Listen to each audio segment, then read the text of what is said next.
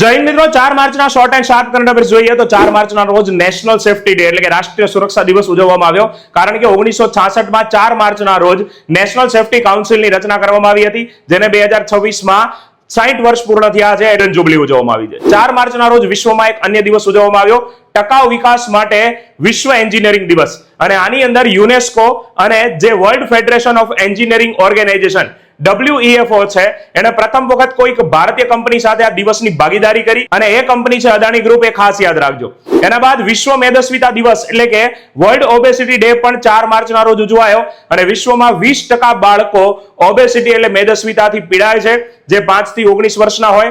અને ભારતની અંદર આ આંકડો 4.1 કરોડ છે, જે ચીન બાદ બીજા નંબરે સૌથી વધુ છે અને ત્રીજા નંબરે અમેરિકા આવે છે. આપણા ગુજરાતના આણંદની એક દીકરી એકતા શાહે બ્રહ્માંડમાં 6 નવી ગેલેક્સીઓનો સમૂહ શોધી કાઢ્યો છે અને નાસાની ફેલોશિપ તેમને યુનિવર્સિટી ઓફ કેલિફોર્નિયાની અંદર મળી હતી, એના દ્વારા શોધી છે. આ 6 નવી ગેલેક્સીઓના નામ ઇન્દ્રિયો ઉપરથી રાખ્યા છે: શ્રવણ, દ્રષ્ટિ, સુરભી, રુચિ, સ્પર્શ અને સ્મૃતિ. કચ્છની સોના 100 નામની ખોરાકની એક જાત જે મુન્દ્રાની અંદર ખારેક સંશોધન કેન્દ્ર આવેલું છે, ત્યાં બાજુમાં એક ખેડૂતે ઉગાડી છે. આ સોના 100 ભારતમાં ખારેક પાક માટે રજીસ્ટર થનારી પ્રથમ પબ્લિક વેરાયટી બની છે.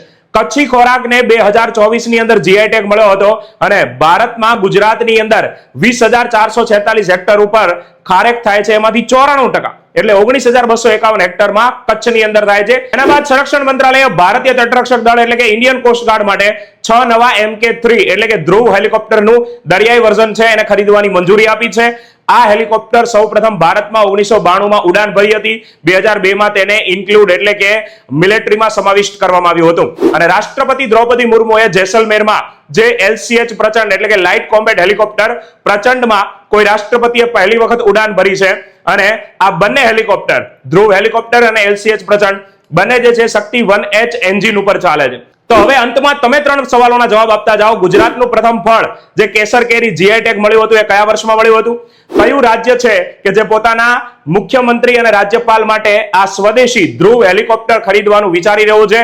અને માર્ચ 2025માં કેટલા LCH પ્રચંડનો ઓર્ડર હિન્દુસ્તાન એરોનોટિકલ લિમિટેડને આપવામાં આવ્યો? તો જો રોજ તમારે આવી રસપ્રદ માહિતી ડેઈલી કરંટ અફેર્સની ડીપમાં એનાલાઇઝ કરવી હોય તો સવારે 7 વાગે સવારની પ્રથમ જ્ઞાનની ચુસ્કી એટલે કે ડેઈલી કરંટ અફેર્સમાં લાઈવ મારી સાથે જોડાઈ શકો છો.